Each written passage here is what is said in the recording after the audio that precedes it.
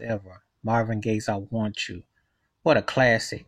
Just from the album cover alone by the great Ernie Barnes, who did Good Times, if you remember Good Times, the Jimmy Walker character, J.J. Evans doing all the paintings. This is exactly from that.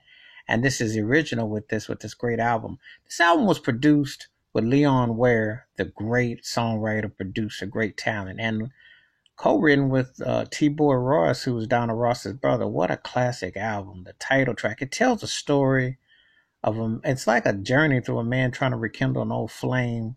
And I Want You takes on a theme. So many great moments with this release, which came from 1976. The title track is great with the drums and Marvin Gaye's voice, which is so divine.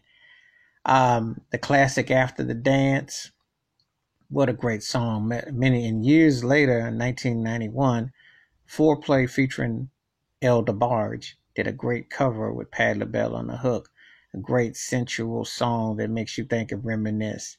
And this song, you just feel so much urgency. And I love the way the interludes and the way the musicality and arrangements just blend. But Marvin Gaye's vocal genius is always front and center. Truly one of the greatest voices ever. Truly an original, an artist that it just was timeless. And this was a romantic, sensual record, and the kind of record that back in the day that artists would make because they could do it, and also because this is where they revive it and feel it. And Marvin Gaye truly captured a moment and a feeling with this classic record. I Want to Be Where You Are. Now, this is an interesting song because, it's been around for quite a number of years. And of course, I love Michael Jackson's interpretation of it. Marvin Gaye took it to another level as a grown man. But the thing about it is when you have the remastered DVD, CD version, and I want to say Harry Winger, Motown, who was doing like remasters, they was doing like a series of what's going on, and let's get on in this I Want You album, which came out in deluxe sets back in the early '00s. When you hear the long extended version and the extra, it just takes it to another level. But this album version is fantastic. One of those kind of moments and songs and themes that you can't put down. It really just flows so nicely. I Want to Be Where You Are. And on the longer version, he talks about Jan, his wife at the time, and his daughter, Nona, and son Frankie, and Marvin Jr. And just very moving, very soulful. That's the thing about this record. Very moving. Come Live With Me, Angel, very lush, very seductive, very forthright. Again, another great song, a nice blend. One of those songs that just takes you on the atmosphere. This record was truly a story within a story. If they were writing a novel about this would have made for a great adult-based type of novel. One of those type of records that you need to be grown and go through some experiences to truly appreciate. But really, very much depth, sensual, spiritual, and a conflict of different emotions and reflections. And Come Live With Me, Angel was very, very depth, lots of deep, lots of thoughts on stuff. Some people might think, with certain grooves, the repetition and the drums and the music, but I'm gonna tell you something. It fits a storyline. It's very organic. It's very moving.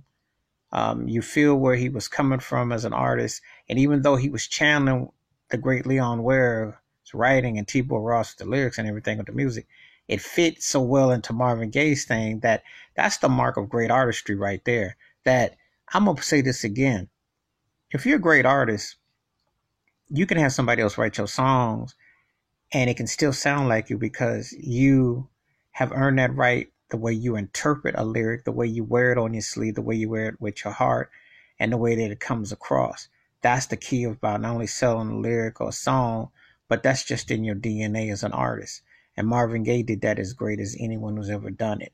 It's just one of those themes and recurring feelings that you always encounter in his music that left such a lasting impression. And it was very detailed with the production and arrangements and the style, wholeheartedly. My favorite song on the album has got to be Since I Had You. Oh, I love that song. I always have, always will, because it was so sensual, so well played.